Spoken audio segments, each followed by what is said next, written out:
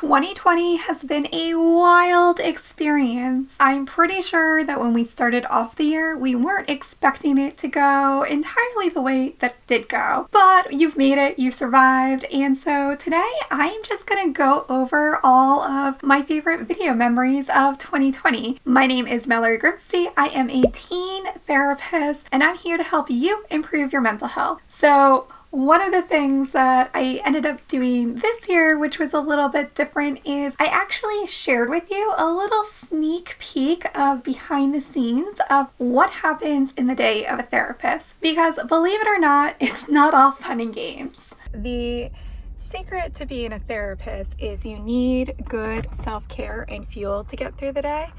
And mine happens to be Starbucks. I do love their coffee. So one of the things that keeps me going day to day, especially in this job, which can be really emotionally intense, is coping skills. I love coping skills. So here are just a few of my favorites that I've shared with you over this past year. So literally cooling down our physical temperature can help in these moments. You can chew on some ice, or even drinking a cool glass of water, which has some bonus benefits because when you stay hydrated, you tend to feel better physically and you have more energy and focus and motivation. A stands for activities. Now this can be any sort of activity that takes up your thinking process. So this could be doing a puzzle, it could be reading a book, it could be watching a movie, it could be playing or practicing a sport or an instrument. There's lots of different activities here. So these little guys are called Hoberman balls. They're typically sold at places like the Learning Center or the Learning Store, but you can also order them online. But one of the ways that I really like to use these is to hone in and practice my deep breathing. So what I do is I will expand and contract this Hoberman sphere at the same pace of my breathing. Next up, we've got improving the moment skills. So this one I think is a little underrated, but it's so meaningful and impactful. What is really cool about the improving the moment skills is you can literally take them and use them everywhere. This is great when you can't change what's happening or you don't have much control in the immediacy of what's going on. This helps you hang in there by changing the way you think about these circumstances so that then you can effect change in other ways. Pretty cool, right?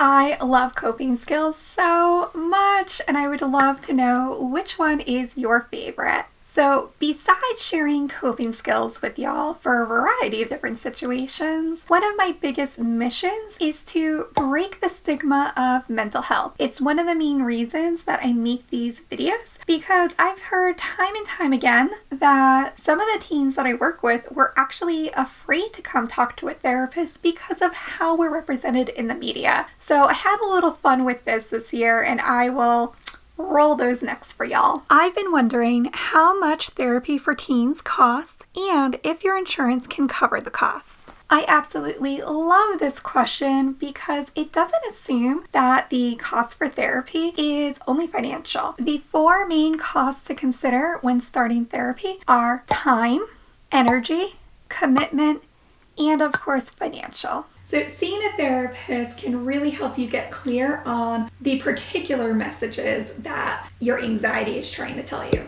And when we are stressed out, we become emotional. When we become emotional, sometimes we get told that we're being crazy. Are therapists crazy? My dad loves to say, you know, Mallory, it takes one to know one. And I kind of agree with that. I will say I am totally crazy sometimes. I get a little crazy or energetic around nerding out on therapy stuff. I'm also a human being. I think we all have a little crazy in us.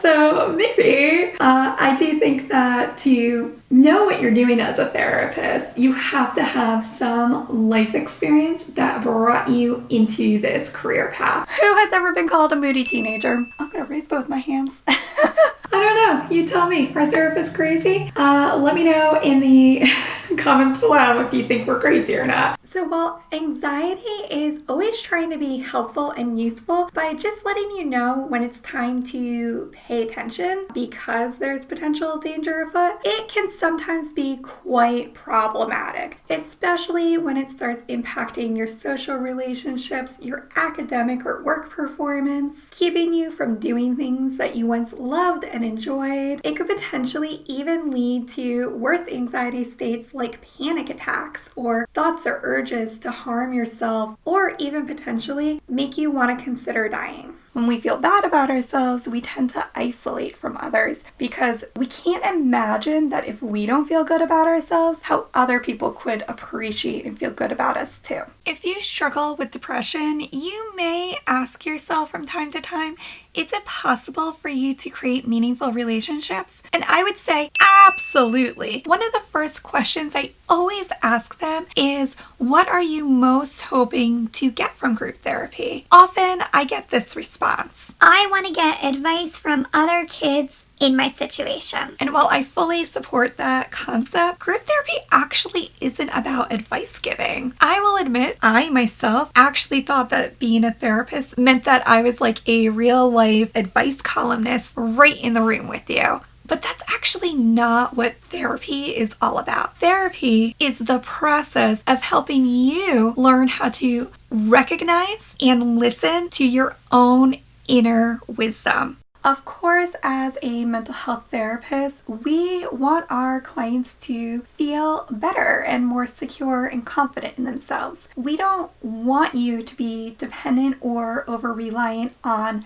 therapy. Society, it's time we start talking about mental health. Also society, no, not like that. Oh girl, I feel this so much. You know, we are constantly telling people that we need to be more open and considerate when it comes to mental health, and yet there are so many misconceptions and myths out there. It's part of the reason that I made this YouTube channel. I know I am just one person in a sea of many, yet my hope is that by making these mental health videos, not only will I help break the stigma when it comes to mental health, that it will start some really healthy conversations and dialogue and help teens get linked up with help before it's too late. If you're interested in joining me on this journey and you haven't already, make sure that you hit that subscribe button at the bottom there and turn on the bell notification so you're notified every time I make a new video. So even with breaking the stigma of mental health, I know it can be a little difficult asking for help, which is why I created a whole series this year about how to talk to your parents about mental health issues that you're struggling with